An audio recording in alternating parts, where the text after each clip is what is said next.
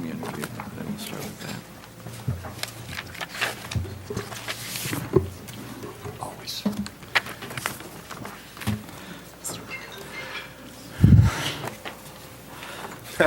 That was a no-no. We have a few seconds before Congressman Hill is going to be able to join us, so you can keep talking for a while. It didn't have to go eerie silent that quickly, but as soon as we officially start, then I want the eerie silence in here.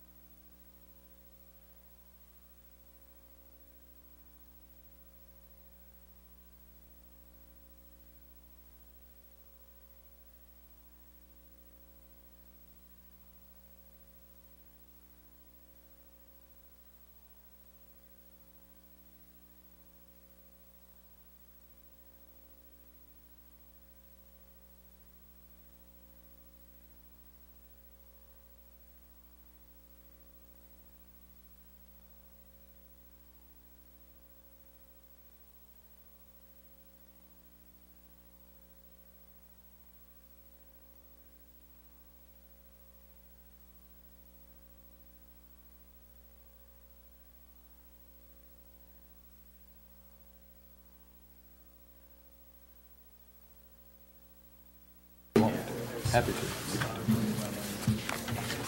Yeah, if you want a few minutes. Yeah, that's what we should do. Yep. So exciting. Have you done this before? Not at all. Oh, okay. It is exciting. We're learning together. Exactly. And that's all, just those two. Just to remind everyone, the mics are always hot. I want him to do these, though. Chill down here. Are you in Omaha? All right, follow me, because I'm still throwing it over to you. Okay. Do that? All right, now we're ready to start. I appreciate that. The Committee on Natural Resources will come to order. This committee meeting today is to hear testimony on historic leasing in national parks, assessing the challenges and buildings on success. I'm happy that we have three of our committee members who are here. Ms. Amata Radewagen from American Samoa. I'm sorry. Yes, that's right. You are American Samoa. American Samoa is here. Bruce Westerman, who you all know from this particular area. I'm the chairman from Utah, and I'm going to ask unanimous consent that Mr. French Hill be allowed to sit with the committee and participate in today's hearing. And so having no objections, so ordered, we'll begin with that. Look, I want to start off with just a simple and very quick opening statement to you as we outline the rest of this. Let me go through a couple of procedural things first of all.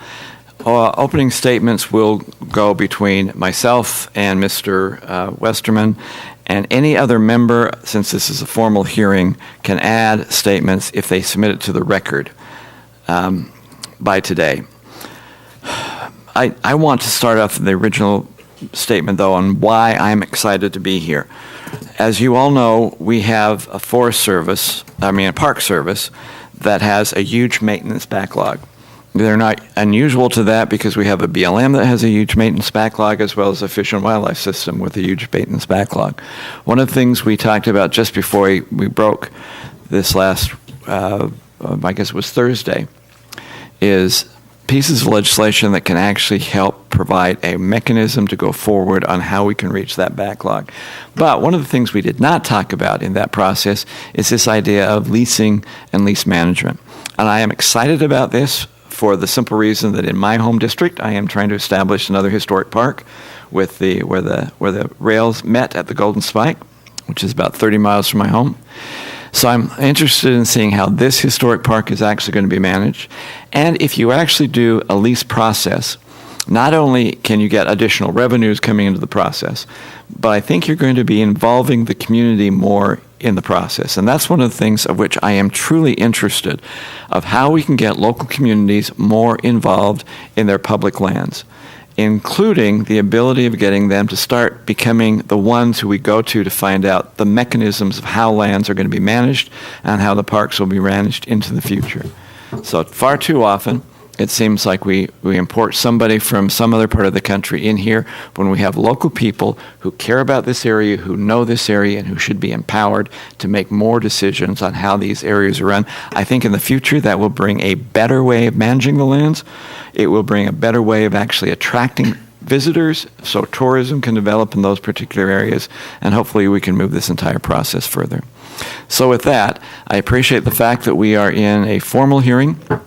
I am going to now do something that is different, and actually going to turn the management of this hearing over to Congressman Westerman, who is not just on the committee, he's also the chairman of one of our subcommittees and does a great job. But I would remind the audience, once again, this is still a formal hearing, which means the rules of procedure that we have in the House will also have to be followed here. This is not a town hall. This is actually a committee hearing. And it will have timers. I'll let Mr. Westerman explain how the timers will be working for you and functioning with you. But for the introduction of our guests and the actual calling and that testimony, I'd like to turn the remainder of this meeting over to Mr. Westerman, whether he wants to or not.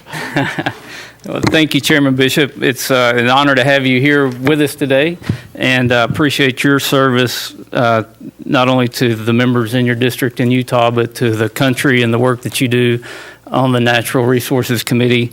Was especially glad to see us mark up the bill last week that looks at addressing the maintenance backlog. Also, I want to welcome my fellow committee member, Amada Radowagan from American Samoa. I visited her district before. It's a beautiful place if you can ever get a chance to get out there. And also welcome my colleague from Little Rock, Representative French Hill, who's joining the committee today. Thank you for being here.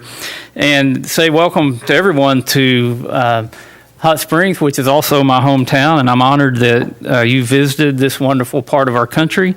The natural state has a lot to offer both to residents and tourists, and Hot Springs is no exception to that rule. And just to be official here, I'm recognizing myself for a 5-minute opening statement. Today we're focusing on one particular success story here in Hot Springs, and that's Bathhouse Row. And specifically, we're looking at the National Park Service Historic Leasing Program that has allowed Hot Springs to grow economically while also saving the American taxpayer millions of dollars. It is a program I'm eager to explore, to improve, and to potentially provide to other Americans across Arkansas and across the country.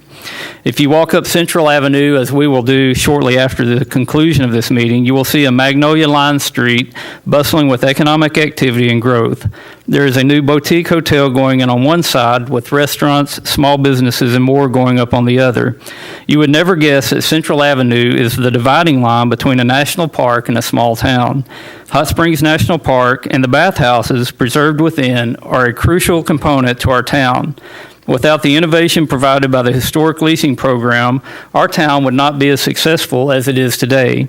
Hot Springs National Park is our nation's oldest protected lands, predating the Park Service, Yellowstone National Park, and the state of Arkansas itself. Set aside as a national reserve in the early 1800s, for generations people have flocked here for the healing thermal waters and public bathhouses. Hot Springs is the home to baseball spring training. And this is our resident Cubs expert here to my right, the chairman. We're going to also get to take a tour of the historic baseball trail. And if I could interrupt for just a second, I was met by a couple of Cardinals fans out there. If any of you are Cardinals fans, you're dismissed now. So we don't have a professional team here in the state, but that's a farm team, I guess. But we are the home to, I believe, still 60% of the people who are in the Baseball Hall of Fame participated in spring training right here in Hot Springs, and a big part of that was because of the bathhouses, which we'll fill you in on that on the tour. However, though, as time passed and the interest in the thermal waters waned, attendance to the bathhouses dropped. By the 1980s, nearly all the bathhouses had closed their doors, draining jobs from Hot Springs, killing tourism, and saddling the National Park Service with millions of dollars in restoration and maintenance work. Without innovation, these bathhouses and perhaps the prosperity in Hot Springs as a whole were headed in the wrong direction. Now enter the historic leasing program. By law, the National Park Service has the authority to rent out unused buildings to entrepreneurs and local businesses. These businesses, in exchange for use of the space, must pay rent to the Park Service. More importantly, they must take on the maintenance cost of the buildings. For Hot Springs, this meant two things. Number one, it breathed new life into a faltering downtown. The private businesses that began to inhabit the bathhouses anchored us through a catastrophic fire in 2014 and have continued to drive tourism and investment downtown. Next, it saved the American taxpayer millions of dollars. It took the cost of reimbursement and yearly maintenance off the Park Service books, freeing up dollars for other investment around the park and around the system. The focus of this field hearing is simple. We're here not only to highlight the success of Hot Springs National Park, but we're here to examine the challenges facing the historic leasing program. Nationally, the Park Service is facing nearly a $12 billion maintenance backlog. While the historic leasing program is not a silver bullet, it is a valuable tool in the toolbox we need to consider when addressing the backlog. This hearing is in part to help identify the challenges with the program, and I'm eager to hear from today's witnesses about how we can best improve the process and how to best distribute the program to other parks around the country. As we sit here right now, the Park Service has two things going on. Number one, it has a $12 billion maintenance backlog. And number two, it has thousands of unused buildings and spaces that are contributing to that debt. As we're about to discuss, Hot Springs National Park figured out a way to put the unused buildings to work while helping the local economy. I'm eager to hear from our witnesses about the good work they have done promoting this program. I want to again thank everyone for traveling to my hometown, and I cannot wait to get this program implemented more nationally. Now I will introduce our witnesses. Our first witness is the Honorable Pat McCabe, the mayor of Hot Springs, who has a unique interest in the bathhouses that he will share later. We have Ms. Tracy Simmons, the Chief of Commercial Services for the Midwest region of the National Park Service out of Omaha, Nebraska. We have Mr. Cole McCaskill, the Vice President of the Hot Springs Chamber of Commerce, who's worked very closely with not only with the bathhouse projects, but all the redevelopment downtown. Cole, I was telling somebody earlier that this past summer, Senator Bozeman and I were able to be with the Chamber of Commerce for the opening of the 100th new business since the fire in 2014, and appreciate your leadership on that. We also have Mr. Tom Cassidy, the Vice President of Government Relations and Policy with the National Trust for Historic Preservation out of Washington, D.C. And we also have Mr. Bob Kempkis. He's the owner of the Quapaw Bathhouse and Spa, and he's also an architect and done a lot of work on not only the bathhouse side of Central Avenue, but also many of the other businesses along Central Avenue. I want to remind everyone that the sound system we have, the microphones are hot at all times, so you can see the green light here. If you need to mute your mic at any point, just press and hold the button down, but as soon as you release the button, your microphone is hot again. Just a few pieces of housekeeping here. You see the little timers situated around. When you begin your testimony, the lights on the timers will turn green. After 4 minutes, the yellow light will come on. I know in Arkansas, when we see a yellow light, a lot of times that means we speed up before the red light, and you probably want to speed up because when the red light comes on, your time is over. And to keep us on track, we'll have to follow those time limits pretty strictly. And again, I'd also like to remind our audience that this is a congressional hearing, not a town hall, and unfortunately there will be no time for public comment during the meeting. We'll now hear testimony from our witnesses, and to start off, the chair recognizes Mayor Pat McCabe for 5 minutes. Thank you very much. As Mayor of Hot Springs, let me welcome each of you to our community. We are very pleased that the House Committee on Natural Resources has elected to hold a meeting here to explore the feasibility of expanding the leasing program to other national parks across the country. The vibrancy of any community can be measured with a stroll through their downtown. The heart of downtowns across America have not been without challenge. The city of Hot Springs has had similar challenges over the years. Bathhouse Row had been very vibrant up to the 1970s, but from that point forward until recent years, not so much so. The Buckstaff Bathhouse for years was the only facility on Bathhouse Row that was operational. Today, the only structure which is vacant is the Maurice Bathhouse. When visitors and locals alike now stroll Bathhouse Row, they are able to avail themselves to the very bathhouses that have now been repurposed. Without the leasing program of the National Park Service, the vacant bathhouses would have remained vacant. We thank the National Park Service for their assistance in the revitalization of our downtown. I'd like to personally thank former Hot Springs National Park Superintendent Josie Fernandez for her efforts in this regard. We also look forward to working in partnership with Superintendent Laura Miller as we strengthen ties and complete the build-out of Bathhouse Row and the business side of Central Avenue. On a personal note, my wife Ellen and I were interested in implementing a business in downtown Hot Springs. We inquired of our architect friends Bob Kempkis and Anthony Taylor as to structures that might be available on the business side of Central Avenue. Upon entering the Hale Bathhouse, we were greatly surprised and pleased that the National Park Service years before had removed the lead-based paint and asbestos, thereby leaving the structure bare of interior finish. The ability of the National Park Service to ready any facility in this manner makes it very desirable for leasing, since the abatement process can be time-consuming and expensive. Following the walkthrough, we completed the application of the National Park Service for lease. A letter of intent was issued in June of 2014. After working 18 months with a local bank and another entity, the local bank elected not to finance the project. We were without wind in our sails. One of the challenges in securing financing in part was the fact that my wife and I would not be owners of the building. Therefore, the bank, to get comfortable with their ability to be made whole should we fail, was a challenge for them, since the building could not be used as collateral, nor could the physical improvements to the building. The National Park Service needs to be sensitive that collateralizing projects of this size can be a challenge for the banks. The lease that was proposed by the National Park Service was a lease that the lending institution felt was overweighted in favor of the National Park Service and provided greater exposure to the lending institution. A significant area of concern was the distribution or lack thereof of insurance proceeds if the structure was significantly destroyed or destroyed in total during our occupancy. The original agreement allowed the National Park Service to retain all the insurance proceeds, elect not to rebuild, leaving my wife and I with no ability to satisfy the loan except through personal funds. The financing entity was able to negotiate a provision within the lease that would insulate them as well as ourselves should the Park Service elect not to have the structure rebuilt if the historic nature of the facility was compromised.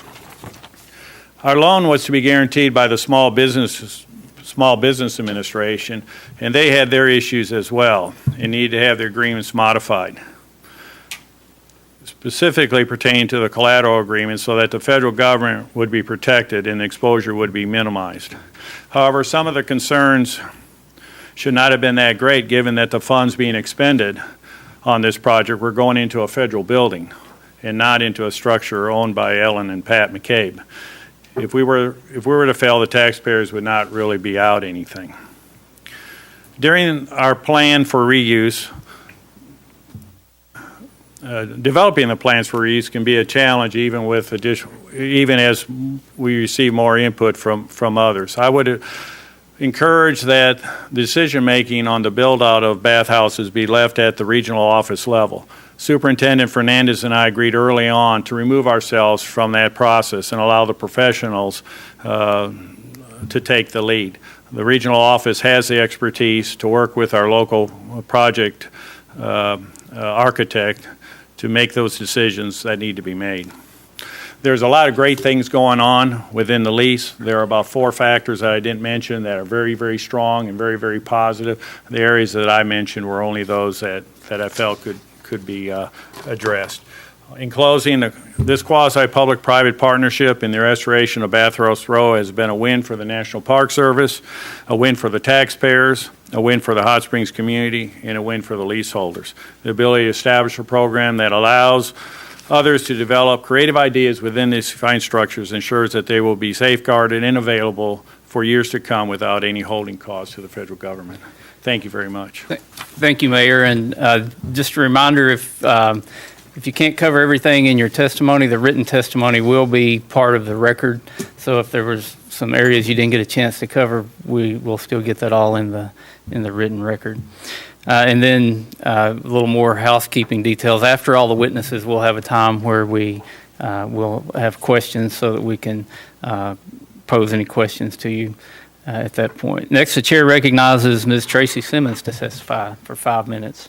Mr. Chairman and members of the committee, I appreciate the opportunity to appear before you today. We thank the committee for approving H.R. 6510, the Restore Our Parks and Public Lands Act, on September 13th. This initiative, which would direct up to $6.5 billion toward reducing the deferred maintenance backlog in our national parks and other public lands, is Secretary Zinke's #1 priority, and we appreciate the committee's support. In addition to supporting the direct investment of federal dollars through H.R. 6510, the National Park Service is committed to using every tool at its disposal to tackle the deferred maintenance backlog. One of these tools is to enlist willing lessees in assuming the maintenance responsibilities of our historical assets through the effective use of leasing authorities. The National Park Service has authority to lease historic buildings and other structures under 2 laws: the Historic Preservation Act of 1966 and the National Parks Omnibus Management Act of 1998. This authority allows us to enter into public-private partnerships to use properties that are not needed for park purposes. In some cases, it has enabled major rehabilitation projects that would have otherwise not been possible. One key provision in the statute is the authority to adjust the fair market value rent to take into account the cost of restoring and maintaining the structures. Nationwide, the National Park Service currently has approximately 160 leases that cover over 340 structures. In fiscal year 2017, these leases generated over $9 million, money that was retained by the National Park Service. The National Park Service leasing program provides support to parks and regions on all aspects of the leasing process, including assisting with drafting requests for proposals, drafting lease documents, determining regulatory compliance, and increasing awareness of opportunities that are available through the leasing authority. The leasing program continues to develop formal training for staff to expand capacity across the national park system. The historic bathhouses in Hot Springs National Park have often been cited as an example of the success of the National Park Service leasing program. Several facilities on Bathhouse Row have been rehabilitated and repurposed through leases and in combination with the Historic Tax Credit Program. The Quapaw was opened in 2008 as a bathhouse and spa under a 55-year lease. This was followed by the Ozark in 2009. The Ozark lease was eventually terminated but was later repurposed as an art museum operated by the Friends of Hot Springs National Park. The Superior Bathhouse, which reopened as a brewery in 2013, continues to successfully operate under a long-term lease. The Hale Bathhouse is being converted to a boutique hotel and is expected to open in the coming year. Elsewhere, 3 of our most notable projects are the Cavallo Point Lodge north of San Francisco, the Argonaut Hotel in San Francisco, and the Williams Transco facility in New York City. All 3 have resulted in large amounts of deferred maintenance costs being eliminated. While these examples demonstrate how the National Park Service Leasing Authority can be used to redevelop, repurpose, and revitalize park structures, this authority has not always resulted in a viable lease. Despite the National Park Service's investment of millions of dollars to stabilize the bathhouse structures in Hot Springs over the years, numerous attempts to find operators for the last 2 bathhouses, the Maurice and the Libby, have been unsuccessful. In general, market conditions and market demand pose the greatest challenges to expanding the current leasing program. The majority of successful National Park Service leases have been located around large metropolitan areas, in particular New York, San Francisco, and Philadelphia, where there's a greater demand to lease facilities. Challenges have also been encountered when working to lease properties to other government entities. While an authority called Service First allows the Departments of Interior and Agriculture to enter into agreements to share resources, Resources. Other federal agencies generally do not have an authority to enter into a lease with the National Park Service. Instead, they must use the services provided by the General Services Administration, which entails a much more lengthy and complex process than the process available through Service First. The National Park Service leasing program continues to learn from the market and adopt best practices while expanding the portfolio of leased properties across the system. Mr. Chairman, this concludes my statement, and I would be pleased to answer any questions you or other members of the subcommittee may have. Thank you, Ms. Simmons. The chair now recognizes Mr. Cole McCaskill to testify for 5 minutes. Thank you very much, Mr. Chairman. I appreciate the opportunity to be here today to represent the business community of Hot Springs. The bathhouse leasing program has had an intensely positive impact on Hot Springs, and I'm going to share 3 observations that help to illustrate this point. Prior to the leasing program, the majority of the bathhouses were set empty, dark, and vacant. Since the program was created and filled these bathhouses with new businesses, the National Park side of the street appears to be open for business. So it's a common principle in economic development that private investment follows public investment. So economic developers are always mindful to steer capital in a fashion that will catalyze further investment in an area. So what's great about this scenario is that instead of shouldering the burden of capital outlay to open these bathhouses to the public, the National Park has leveraged the private sector's creativity to put this real estate back into productive use and finance the final property improvements privately, all the while retaining oversight of the land, real estate, and business. This reactivation of public space due to the leasing program has served as a catalyst for private investment and business growth in our downtown historic district. As you've heard now, we've had over 100 new businesses open in the downtown area, and over $80 million has been reinvested just in the past few years. And I truly don't believe that would have been possible if the National Park side of the street appeared to be closed for business. My second observation is that the businesses that are now occupying these bathhouses get an extraordinary amount of national and international attention, which pays dividends for our community when it comes to tourism. Due to the unique nature of these businesses and the uniqueness of the lease with the National Park, the press loves these businesses. Just one example, the Superior Bathhouse Brewery operates the business on Bathhouse Road that's most fundamentally different from the original bathing experience. They sell beer that's brewed with thermal water. This is a very unique practice. In fact, it's the only business in the world that's doing this. And because of that, and because the beer is good, they get a tremendous national exposure. In just 1 year, they were covered by the Chicago Tribune and featured on the CBS Sunday Morning Show with the rest of the National Park. Our local tourism agency, Visit Hot Springs, estimates that just those 2 pieces of coverage reached nearly 3 million people and was worth over $120,000 in retail advertising value. That's exposure that we didn't have to pay for. This type of international coverage is very impactful on our local economy because it generates tourism interest from very credible editorial sources. And as you know, tourism is the number one sector in our economy, employing over 22% of the workforce. My third observation is that the leasing program has a general reputation for being complicated, which may deter applicants. The average citizen in Hot Springs doesn't know the exact specifics of the leasing program. However, there is a perception that it's extremely complicated and lengthy process. This perception is fueled by the drawn-out timeline of the process. Oftentimes, there's an announcement of a new business, and then months and years can go by before the public sees any activity. The difficulty of this process is magnified when compared to the process of leasing historic space just a few dozen feet across the street in a privately owned building, which a simple lease agreement and a few days is all you might need to move your business in. And a business oftentimes can't take that long time period between announcing the business and actually moving in without revenue coming back in.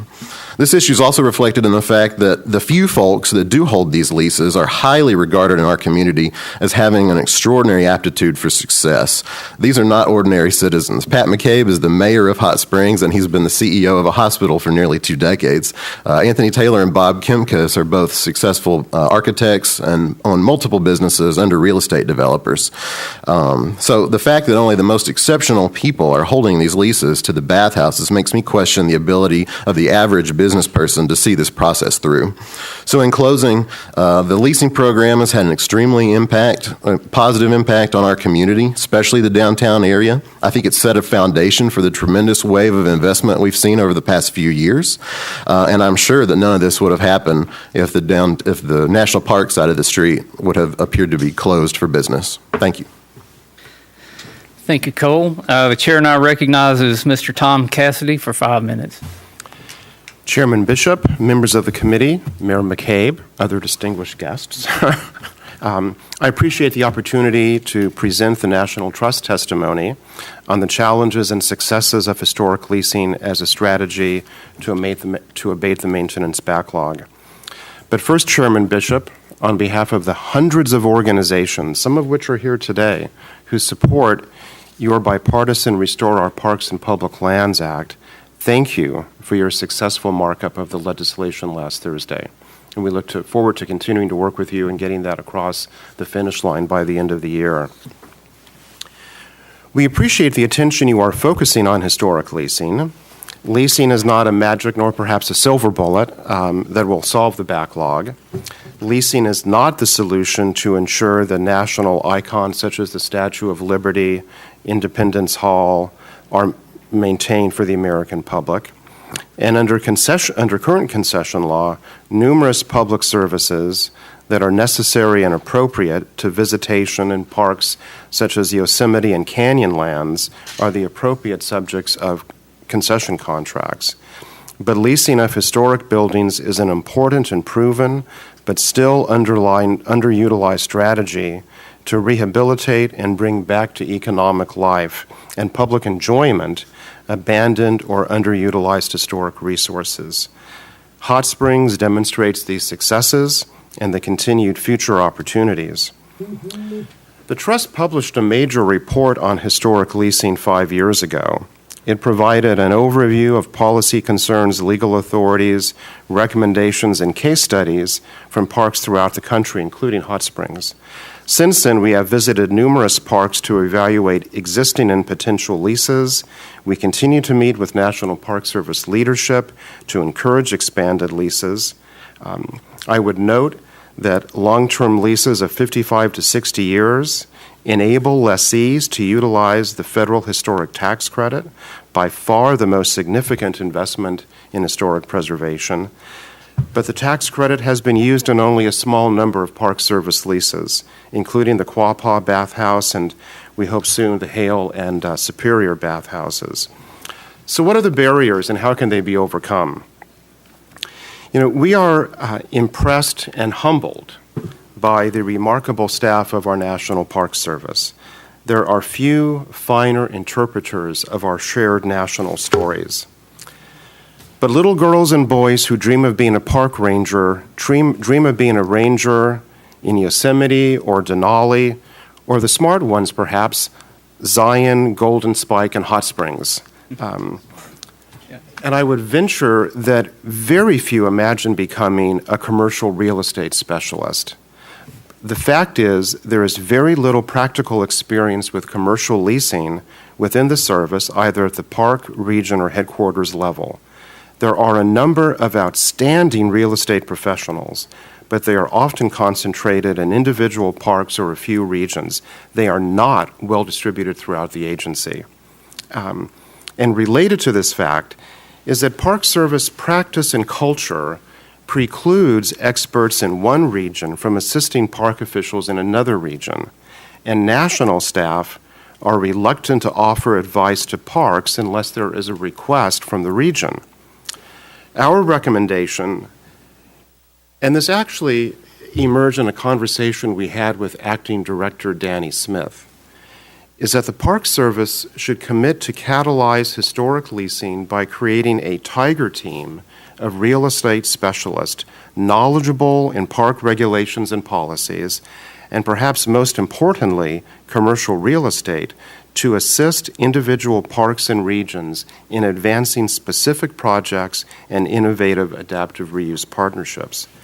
The Park Service has also to provide the financial support to fund the necessary staff training. We also have opaque guidance from headquarters.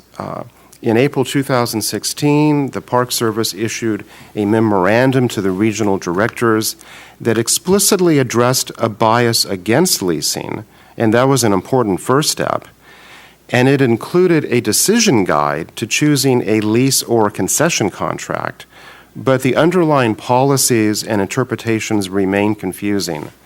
Speaking personally, I've suffered brain damage trying to understand the distinction between necessary and appropriate and how that implicates a lease or a concession contract. And to still find its practical application. One simple recommendation is that the Park Service should develop a set of more specific examples to describe how existing leases are consistent with policy, or what would be examples of leases that might violate policy. And particular care is needed to ensure there are clear standards to determine when a concession agreement is required and when leasing is appropriate. The red light indicates I'm done, but I'd be happy to answer any questions, especially on other successful examples besides the great ones here in Hot Springs. The gentleman yields back. The chair now recognizes Mr. Bob Kempkis for 5 minutes. Thank you all for being here. We really appreciate you coming to Hot Springs. And I think Mr. McCabe has kind of hit on some of the financing hurdles that we all face trying to get a bathhouse open. And I think Mr. Cassidy is on point with the suggestion of a commercial real estate specialist. Little background, in 2005, we submitted a proposal to lease the Quapaw Bathhouse. Our idea at that point in time was to provide low-cost access to thermal waters and bathing for the general public. Currently, that was being provided by the Buckstaff Bathhouse in a traditional format, which works well, but we thought something maybe a little more updated might be well received. We then signed a lease in 2007, so it took a couple years to work through all those lease terms, and we opened our business in 2008. So we're now in the 11th year of our lease and very satisfied with our relationship with the National Park Service. I would like to mention, as Pat did, Superintendent Fernandez, which we would have never gotten through the leasing program. And to Mr. Cassidy's point, I think it was really well made. We had numerous people we had to deal with through the leasing process. I think this could be simplified. I think the person we were dealing with most was Sandy Poole. She's retired now. She was Director of Concessions, so not necessarily up to date on leasing. The other problem we had in our financing situation was nobody could give us a value to the lease. Well, the lease actually does have value, and a real estate specialist would understand and promote that, or a real estate appraiser. You know, we pay a very limited rent in return for our return on investment of our initial money we put in the bathhouse. So, you know, there are things there that really aren't being, I don't think, championed to people.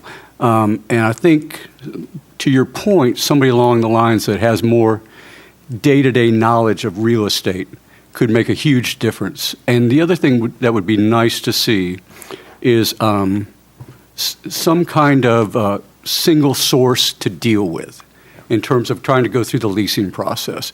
As Pat's experienced in his lease terms, you think you're done, and then somebody from some other department sends an email and saying, what about this? And then you think you've got to start over. So I think some simplification that would allow one-stop shopping kind of thing would be really helpful. Now, in going back towards the whole maintenance idea, I do see that as a total win-win.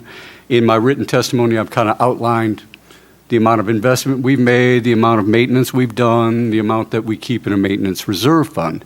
One other thing I could suggest is that that maintenance reserve fund be capped at a certain point. Because as it is, it's 2% of our gross forever. And that gets pretty substantial. We tried to negotiate with that when we were negotiating our lease, but that didn't go anywhere. So, and I think Pat tried to do the same thing and same result. Anyway, I do see, as Pat said, the program being just a win-win for everyone. We see the fact that we have to do maintenance as prescribed by the National Park Service as something that comes with the territory of being a steward of a National Historic Landmark building. And I think we all take that seriously. And I think the City of Hot Springs does too. So the fact that we do have to maintain our buildings regularly is great. I mean, it's something. This is our best foot forward to the world. Quapaw Baths gets people from all over the world, not just United States, and people always comment on how beautiful Hot Springs National Park is. So it's a wonderful thing. I would also like to say on the overall program, it's really a jobs creation program too, and I don't know that gets stressed enough. Quapaw currently has 46 team members. We have a payroll in excess of $1.4 million annually. We're generating a lot of good things there, with people now having jobs, people paying taxes, people investing, all sorts of things that benefit our entire community. I understand that the lease program may not be right for areas, as you mentioned, that are rural, but in any kind of semi-urban environment, it just makes so much sense to, get the participation of the city and the parks working together. That public-private partnership is a great thing, and I think it works really well here. So, in closing, I would just say thank you again. We think the program's working well, and hope to see it being used more often around the country. Thank you, Mr. Kempkes. I also want to thank all the witnesses for your testimony and remind the members of the committee that Rule 3D imposes a 5-minute limit on questions, and the chair will now recognize members for any questions they may wish to ask the witnesses. Okay, and I was going to yield to Chairman Bishop, but he's yielded back to me, so I will begin the questioning. First off, just to maybe highlight the magnitude of what we're talking about, and I'll ask Ms. Simmons this question. My understanding is there's 8,000 to 9,000 buildings in the National Park Service system that are currently unused, and of the $12 billion of maintenance backlog, is it $4 to $5 billion of that is for those historic structures, or do you have different numbers from that? We have a database that identifies approximately 50 buildings that would be available for lease across the National Park Service. That database, that information is provided by parks across the service. And in regards to the deferred maintenance numbers, it really depends greatly on the adaptive reuse of that building as far as the deferred maintenance, because when a lessee comes into a building, they're not simply obviously addressing the deferred maintenance that building has, but they are adapting it for what they will be using it for. So they would not just, like I said, be addressing the deferred maintenance, but if they were going to convert it into a boutique hotel, there's items in there that they would actually improve for that adaptive reuse. The leasehold improvements, I guess is what Actually, the funds that are the capital improvements that are made in those structures can go towards to offset the rent. So it's credit towards the rent instead of leasehold.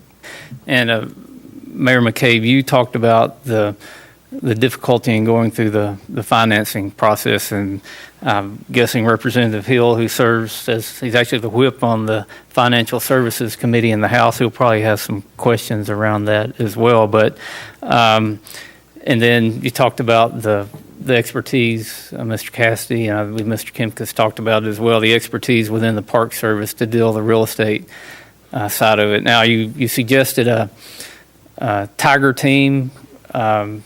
We would like to call it something different here in Arkansas, maybe the Razorback team, or or maybe for Secretary Zinke's purpose, maybe a strike team or something like that. But I would just like to maybe go down the panel and you give me your number one improvements you think could be made to the historic leasing program, because if we want to expand this to other places, and there's so much experience here in Hot Springs about how to make it work, is there like a top one or two recommendation you would make?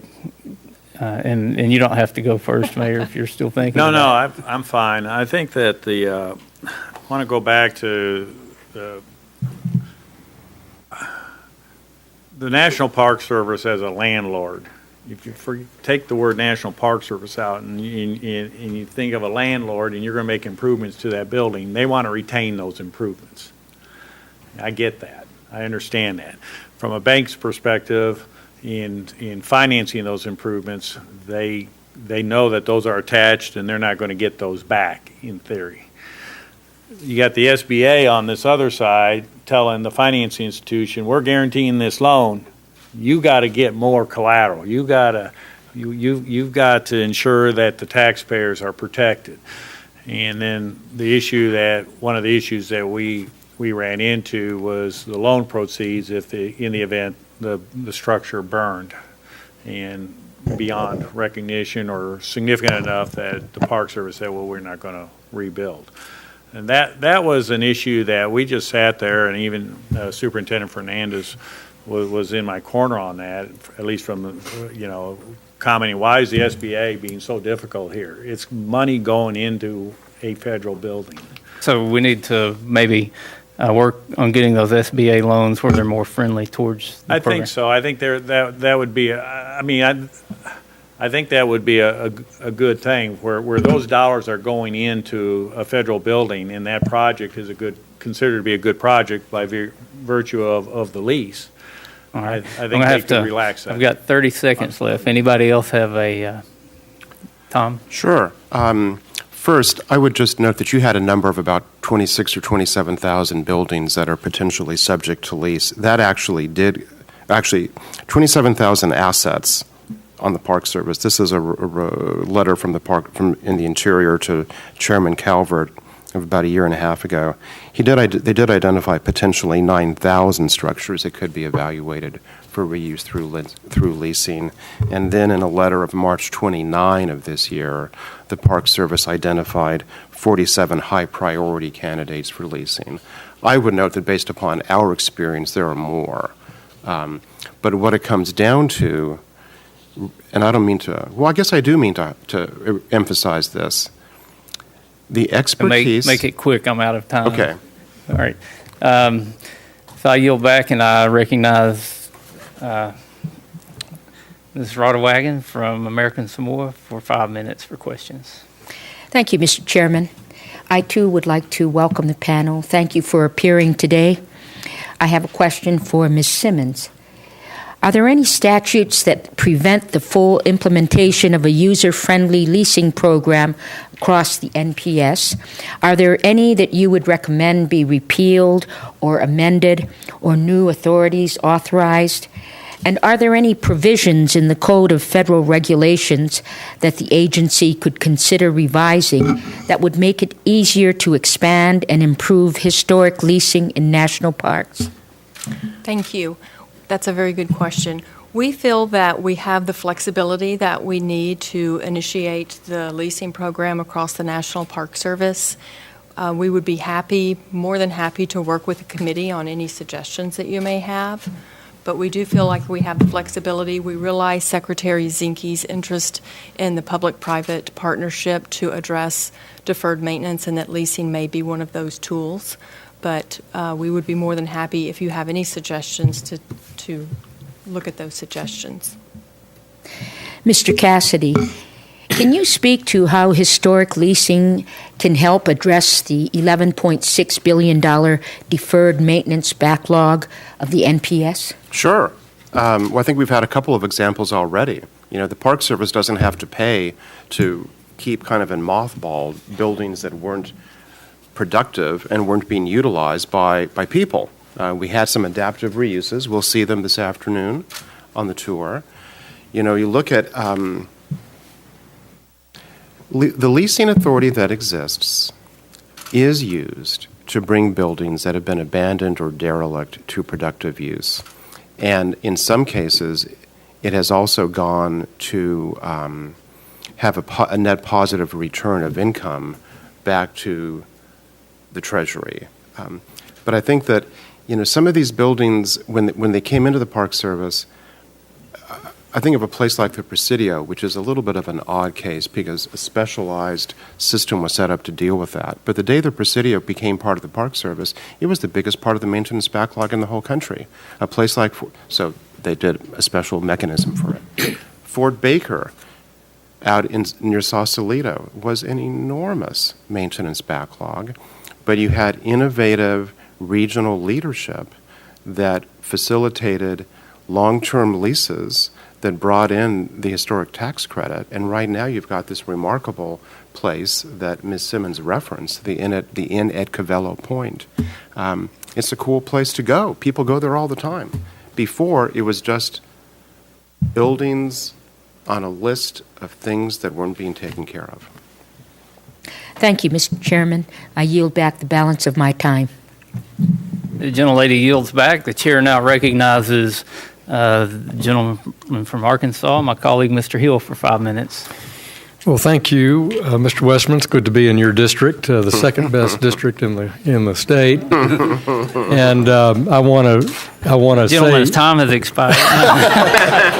I want to welcome our chairman, our distinguished chairman here. We appreciate him taking his time to be in Arkansas, and I do commend both of you for holding this hearing. And Chairman Bishop, I hope you get a chance to go up the old carriage road to the top of the mountain and get on top of the tower before you leave, because that's the same view Teddy Roosevelt had when he visited here and climbed the first tower back in 1910. And it'll give you a real feel for just what a beautiful, beautiful place Hot Springs is.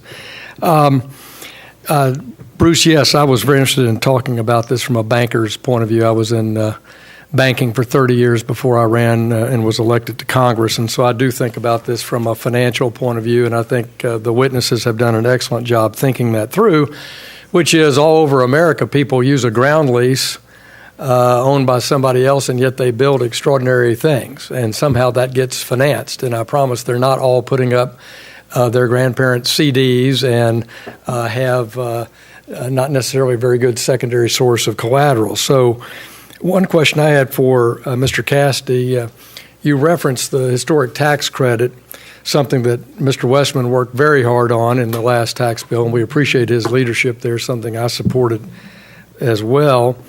Could you reflect on the historic tax credit as well as the new market tax credit program? Because both these programs, under certain circumstances, build an equity component, which does make lenders quite comfortable. Could you reflect on that? And have you seen that used somewhere in the National Park Service? Well, in the same letter that the Park Service sent to the Appropriations Committee earlier this year, I think they identified 3 leases that utilize the historic tax credit. That's not enough. I mean, I think actually it's a little bit wrong. There's probably 5 or 6, and if Hot Springs comes fully online, maybe we're up to 7. But that's not enough. I'm not aware of a new markets project within the Park Service, but I am aware of multiple instances where new markets has been a part of the capital stack, which everybody may not know what that is, but that's what you need to figure out how much money you got to make a deal happen. Right. So there are multiple examples of new markets being twinned with historic. And the benefit of that is that you would have the structure rehabilitated to the Secretary's standards for historic preservation. On its own, a new markets project isn't subject to those restrictions. So why hasn't that been done more? I think it's what I spoke to earlier. There's not, the expertise on commercial leasing is a rare commodity in the National Park Service. Well, one issue, not to interrupt you, but yeah. One issue is that the New Markets program has got so many people's hands in the pockets of the program that the cost is so high that you have to have a $10 million project before it really warrants going to that agency cost aspect of it. So one suggestion I've always made before our committee and other places, we need to drive down those agency costs and offering the New Markets tax credit to make more programs qualify for it. There are a lot of good ideas for a national park building that don't require $10 million in capital outlays. I'd be delighted to speak with you offline because we have a for-profit subsidiary, the National Trust Community Investment Corporation, that regularly receives new market allocations, and we are working with them as we did the reauthorization of the historic tax credit. Thank you again, Congressman Westerman. Thank you, Mr. Bishop, for co-sponsoring that bill. We want to make improvements in the new markets tax credit, and I would love to have those conversations with you. Good, and I can't see how much time I have left, but I'll ask Ms. Simmons in the seconds remaining. In best practices on a ground lease, is there any statute that prohibits you to have a different negotiation, for example, on the maintenance fund? I mean, is that purely just a policy decision of the department? It's absolutely possible to have that as part of the negotiation. We look at the length of the lease term, the maintenance that is needed, because we want that maintenance reserve in there because we are protecting those resources to assure that there is a pot of money set aside should some unforeseen maintenance need arise at that building. But it is a negotiation tool that we have at our disposal. Thank you, Chairman. I yield back. The gentleman yields back, and I would again like to thank Representative Hill for joining the committee today. As I said, he serves on the Financial Services Committee, but federal land issues are very important to him, and he took time out of his busy schedule to come over and meet with our committee today. So thank you for doing that. Chair now recognizes the chairman, Representative Bishop from Utah, for 5 minutes. Let me go through some of these as quickly as you can. Ms. Simmons, I know the Park Service has compiled a high priority candidate list of leases, potential leasing. Have you considered developing an inventory of all unused property that could be considered for leasing? We rely on our parks to provide information related to property that meets the determinations for leasing. That is a very good question, and from the field level, I would be more than happy to talk to our Washington staff and provide an answer for that. But we have yet to compile that in one spot. We have a high priority list, and we have a database of available properties that relies on the parks submitting the structures that meet those determinations. What criteria, when you choose to go with a concessionaire or a lease, what criteria do you use? A concessions contract is a necessary and appropriate visitor service. And Mr. Cassidy was talking about developing a headache over reviewing that. Well, it's a complex process, and it depends greatly on that particular park, because what may be a necessary and appropriate visitor service in one park may not be a necessary and appropriate visitor service in another park. Okay. You rely on your park planning documents, you rely on the demographics. If you have a hotel in a park such as the boutique hotel that we're opening here in Hot Springs, that is an appropriate lease because you could go across the street and down a block and there's a hotel. If you look at the north rim of the Grand Canyon, that hotel there is a concessions contract because there's no other lodging facilities within close proximity of that hotel. All right. So it makes it necessary. So case by case more than anything else. Mr. Cassidy, they talked about strike, tiger team, whatever you want to call it. Right now, we don't have those kinds of skill sets except in various entities. Is there, if there was a one centralized strike team that worked for everything that was out of the Park Service, is there enough use or volume of need to actually justify that? I sure think so. Yeah. Well, that was a good answer. Okay. Then let me go to Mr. Kemkus. You talked about the problem you had within the Park Service itself, one entity approving it, then somebody else came in there and you had to do the process over again. Can you be a little bit more specific about what that, and was that all within the Park Service? It wasn't another entity outside of the Park Service? It was not outside the Park Service, no. And what kind of happens along those lines is there's all, like any government, there's a lot of different layers there, and each layer likes to be heard.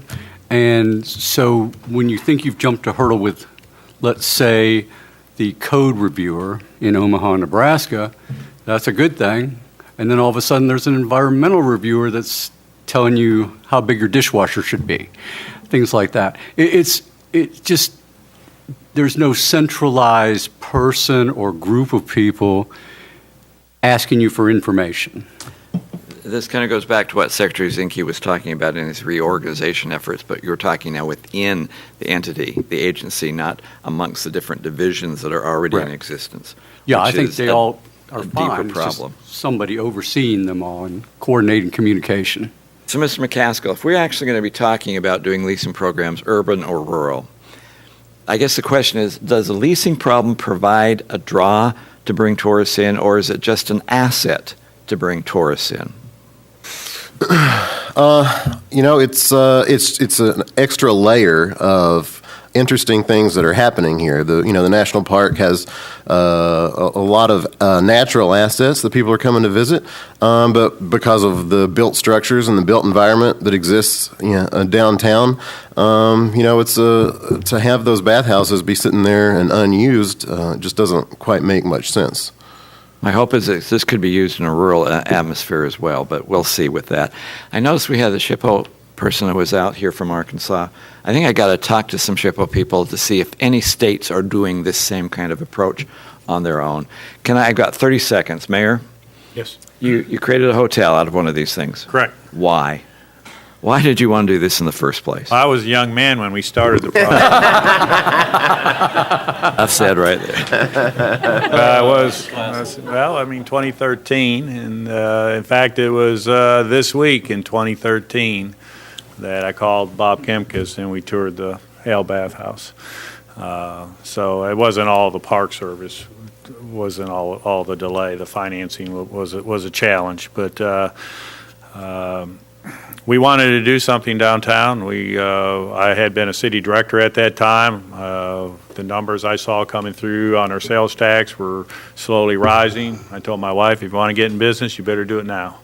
And now is 5 years later, so we're happy. Hope you didn't miss the wave.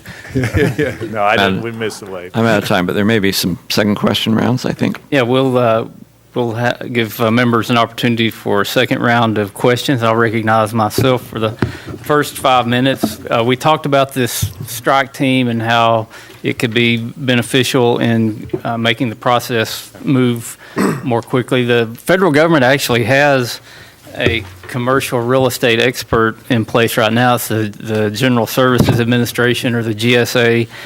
Ms. Simmons, does the Park Service reach out to GSA for subject matter expertise? When we are leasing facilities, we actually have leases within the Midwest region with GSA on several structures, and those GSA leases in turn are leasing to another individual. Have you considered using adapting GSA job specs or using their training curriculum for the Park Service? There's so many elements that are involved with our leasing program, with the uniqueness of the properties, the ones that need improvements, the ones that do not need improvements, our requirement to obtain the fair market value rent if there's appraisals that are needed, that we have not considered that. If it's something that the committee is interested in, we would be more than happy to look into that. And I know this has been talked about quite a bit at this meeting today, and it's probably not the first time you've heard about it, but what is the Park Service doing to ensure that staff have the resources and training that they need in this area, or is it just something new that you're starting to look into? No, absolutely. We have developed training for the leasing program, and it's provided at our commercial services for superintendents training. It's provided on an annual basis. Personally speaking, from the Midwest region, 2/3 of our superintendents have overturned in the last 3 years. When we have a new superintendent come into a park, they come and spend time in the regional office with the program leads. I take that opportunity when I'm sitting with a superintendent to let them know about the leasing program, the opportunities that exist. They might not know at that time when they come in if there are structures that would be applicable for the leasing program, but it gives them a tool in their toolbox for them to consider that when they get back to their park. If they run into something, they know they can give us a call and we can pursue that further.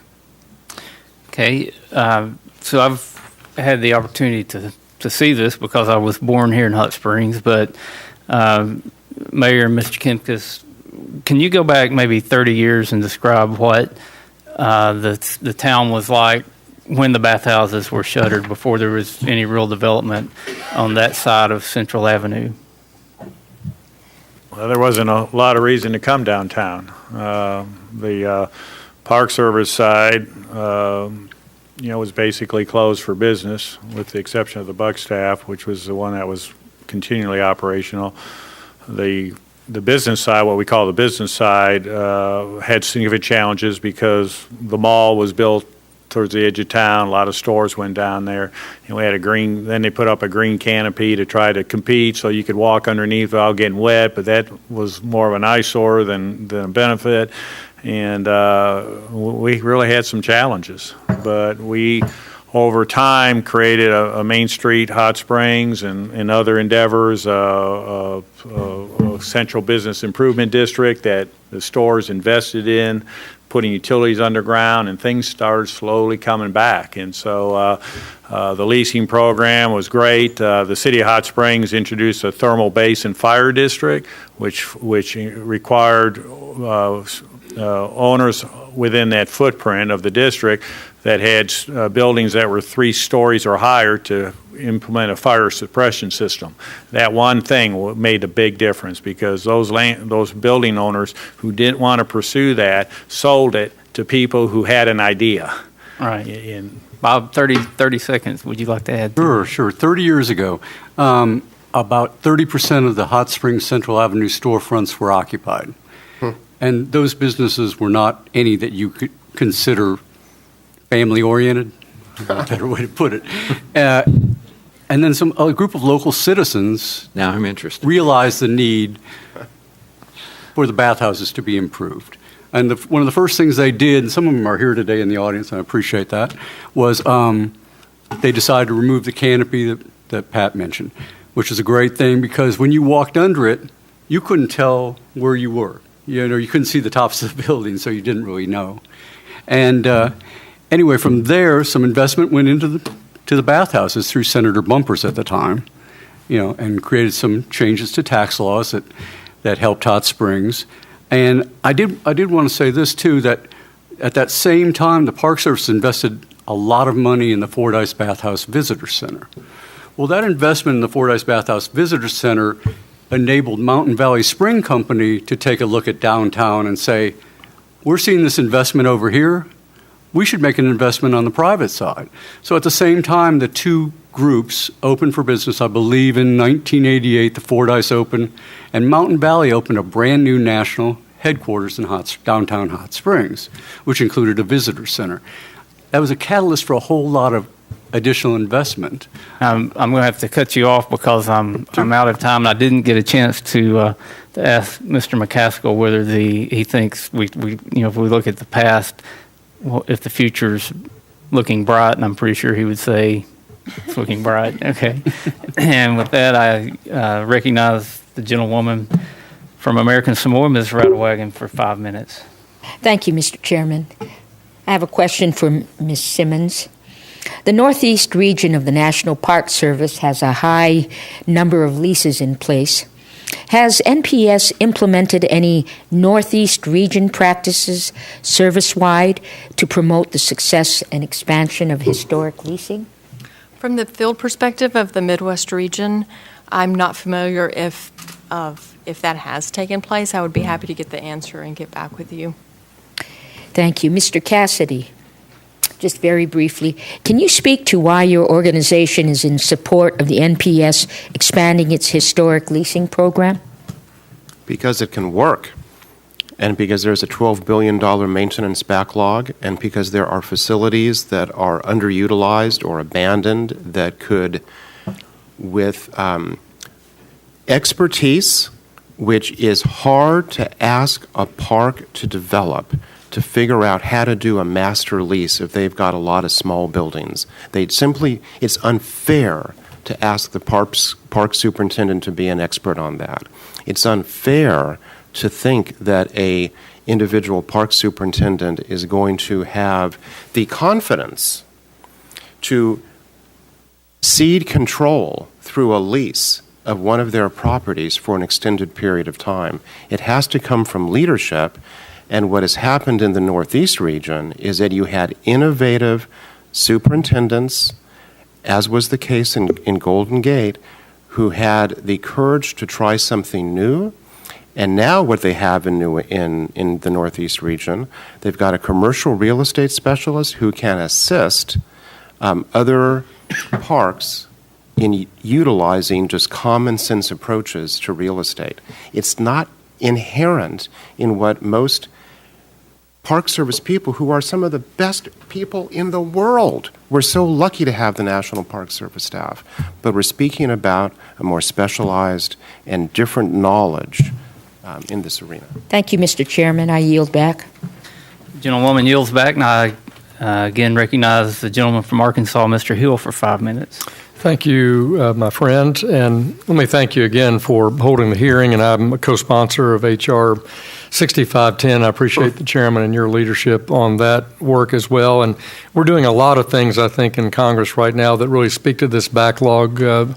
Representative Dingell and Representative Fortenberry have a significant issue that's similar for the conservation agencies in the wildlife area, and I appreciate their work. And really, I just saw a text where my old friend John Dingell has had a heart attack today, so I hope you'll keep him in your prayers this week.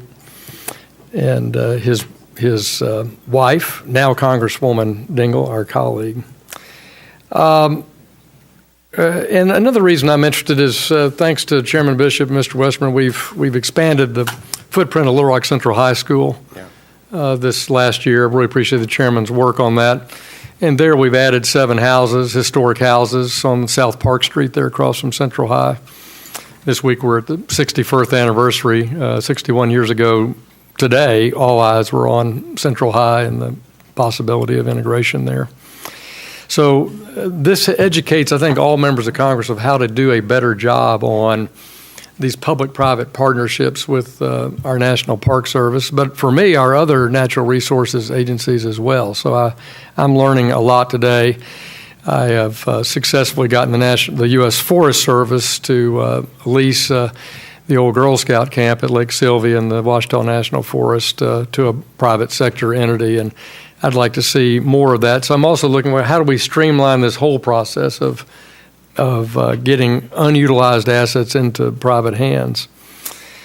On another financial topic, I note that the National Trust in their 2013 report on the NPS leasing issue found that there's a typical 10-year recalculation issue for rents built into projects. And that can cause, I would think, lessees to end up paying twice, one for property appreciation and one for the fact that they've got this 10-year window on the lease term. What was the rationale between 10 years? Does it have anything to do with the federal budget rules, or is, again, that's just some national park policy? And would you consider longer lease terms if it fit the business use for the property?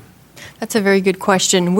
National Park Service is required to obtain fair market value rent, so that reconsideration clause is partially in there to assure that the National Park Service is actually obtaining their fair market value rent. That rent reconsideration can be something as simple as tracking the rent against the Consumer Price Index. And in addition, that rent reconsideration may not only be on the side of the National Park Service, it can also apply towards the lessee, and the lessee can approach the National Park Service about possibly adjusting the rent. So it's in there, and it assures that both sides are taken care of. Thank you. Mr. Castor, you want to respond to that or add some commentary to it? I am less informed on that than most things, so I'll go back to what the report said years ago. Thank you. I yield back, Mr. Oh, I'm sorry. Yeah, Mr. Kimkus. We do pay a CPI multiplier annually, so we do have our rent adjusted that way. I think the other part of that was the 10-year intervals in our lease gave the Park Service the right to review books, our books, for instance, and determine if our rent payments were still fair, if the business was successful, not successful, that kind of thing. It just gave them an opportunity to, as you mentioned, assure fair market rent. So from your point of view as a user, you didn't view that per se as a burden? Not at all. Good. Thank you for that. Chairman, I yield back. Gentleman yields back. I now recognize the gentleman from Utah, Mr. Bishop, for 5 minutes. Look, as we go through this, we are just scratching the surface of this entire possibility here. So I think what we're going to have to do is talk about some other ways of looking at this in long term. I mean, there are questions. You asked one of the essential question, is 10 years inhibiting in the ability of getting these things started or not? Ms. Simmons, you talked about deciding between concessionaires and leasing, that sometimes you have to take it on a case-by-case basis, deciding what is necessary and appropriate. Even those terms, necessary and appropriate, are problematic because that's a gray area. And it becomes problematic because we're dealing with a national program, and the issue is, if we come up with tight guidelines for these areas, does that then tie our hands so we're not actually solving problems with that? I think one of the things I'd like this panel and us to think about is maybe some kind of a rewards program that we could institute that would allow the land manager at some park or monument entity to get a bonus or a reward for innovating some of these proposals, so that you're not just going out and putting your neck on the line, but if you actually try something and become successful, maybe there's a process that we can give some kind of bonus towards maintenance backlog or something else that would encourage the local land managers to become involved and try and be much more flexible in this without having to worry about getting their head handed to them at the same approach to it. It would also mean that what I'm hoping for is to invite some local entities to be more of a voice in advising land managers, park managers, on what they should be doing in that particular area, in somewhat providing that kind of flexibility. So if we see some impediments. Now, you've also mentioned, and I'm running out of time here, I apologize. You mentioned impediments to people applying and getting the historic tax credit. Some barriers to that. I'd like to look at that specifically on how we can try and minimize those type of barriers to it. We're talking here about having a leasing process, and all of you said it's a wonderful idea, but it takes time that is counterproductive.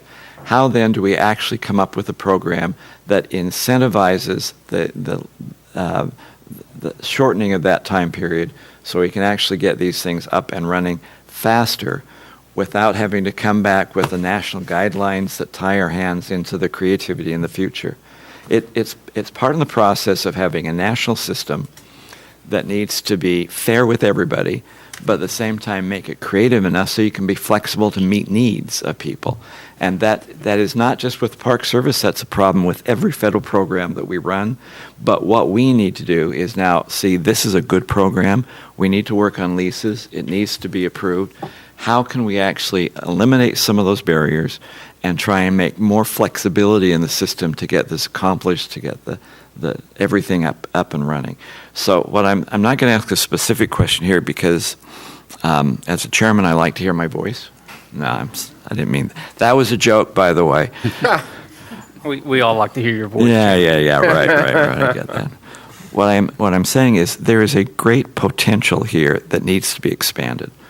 And I need to have all of you help us to come back with some specifics, talking to us, talking to our staff, of how we can actually go forward to bring more flexibility into this program without damaging the underlying principle that is there.